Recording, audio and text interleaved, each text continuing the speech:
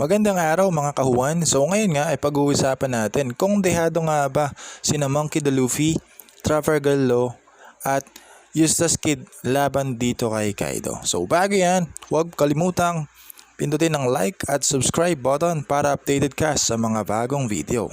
Tara, samahan nyo ako. So dito natin simulan sa Wano Country. Kung ikaw ay isang One Piece avid fan, so ay alam mo na ito na ang pinakahihintay nating episode ng One Piece. So ano nga kaya ang kahihinatnan ng Wano Arc?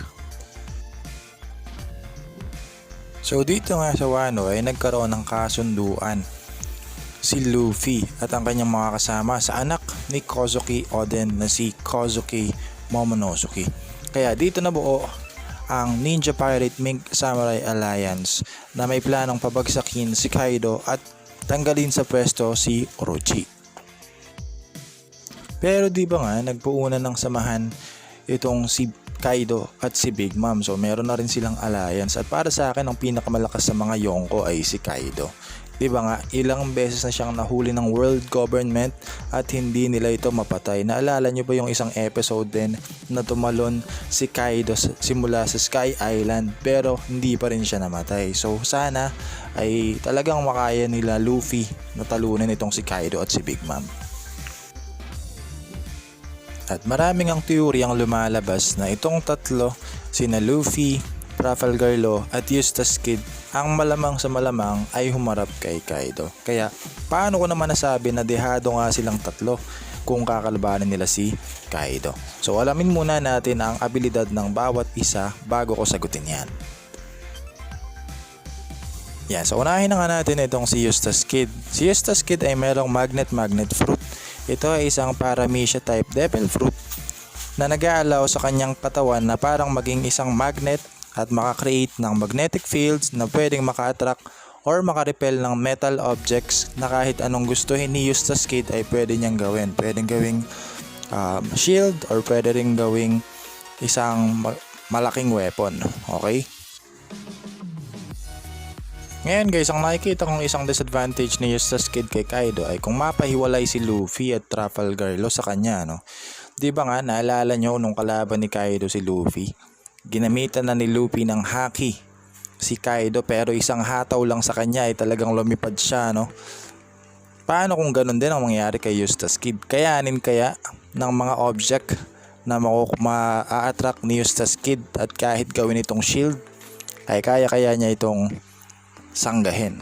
Malalaman natin sa pagpapatuloy ng Wano Arc. So ang isunod naman natin na itong si Trafalgar D. Waterloo. Siya ay kumain ng devil fruit na Opi Nomi na may kakayahang makakreate ng isang spherical space or room, which is kapag ikay napasok dito ay hindi mo na makokontrol ang iyong sarili.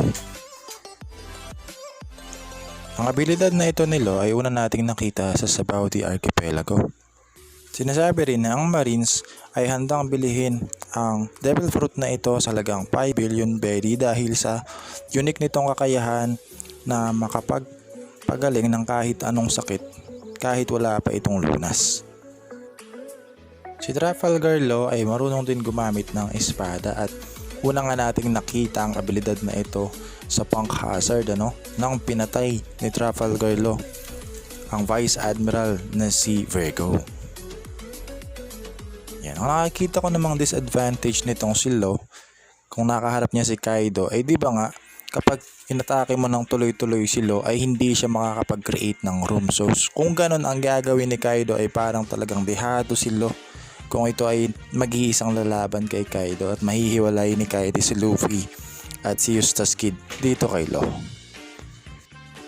Ang pinakahuli ay si Monkey D. Luffy, di ba? Alam nga natin na marunong nang gumamit si Luffy ng haki. Nakita natin ito ulit na ginamit niya doon sa Fishman Island. Pero di ba nga nung laban nila ni Kaido ay marunong na siyang gumamit ng haki. Pero ano ang nangyari?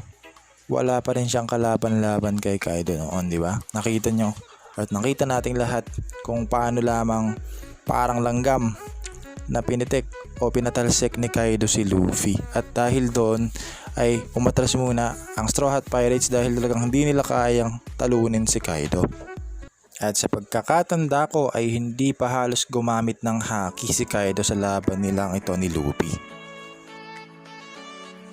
Kaya kung 1-on-1 lang talaga ang laban ay talagang hindi kaya ni Luffy itong si Kaido, 'di ba? Marami na nga nagsabi na kung sa 1-on-1 battle nga daw ay talagang walang mananalo dito kay Kaido dahil ito nga ang pinaka-strongest person in the world.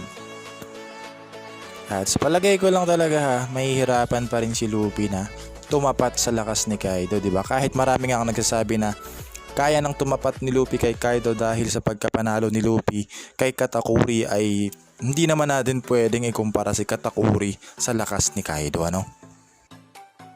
Kaya ang masasabi ko lang mga kakahuan ay kung itong tatlo line up ang lalaban kay Kaido ay talagang dehado pa rin ito kahit magtulong-tulong sila. Ang sinasabi ko lang dito ay kulang pa sila ng isang karakter para manalo kay Kaido. At ang karakter nga na kumpleto sa kanila para sa akin ay itong si Zoro. Diba nga nakuha na ni Zoro itong Enma nung pumayag siya sa proposal ni Hiyori na ibalik na yung Yuzue sa Wano kapalit ng Enma. At alam naman nating lahat na ang Enma ang nag-iisang bagay o espada na nakasugat dito kay Kaido. Diba? Kaya nga kung mapapansin natin, merong peklat sa tagiliran itong si Kaido. Ito ay dahil sa ginawang sugat ng Enma noong ito ay ginamit ni Oden laban sa kanya. Ganito kasi ang nakikita kong sitwasyon mga kahuan. Maaaring si Trafalgar Law, Monkey D. Luffy at Eustace Kid ay mapagod itong si Kaido. At saka lamang darating itong si Zoro para tapusin na itong si Kaido dahil 'di ba? Bakit nga naman hindi? Nandito na nga kay Zoro yung Enma, ang nag-iisang espada na nakagawa ng sugat dito kay Kaido. Kaya sa palagay ko ay si Zoro talaga ang magiging susi sa pagkapanalo nila laban dito kay Kaido. So ayan mga kahuan, hanggang dito na lang ang aking video. Ito ay aking opinion lamang sa magiging laban sa Wano, ano. At kung ito ay iyong nagustuhan, please like and subscribe to my channel para updated ka sa mga bagong videos. Salamat mga kahuan!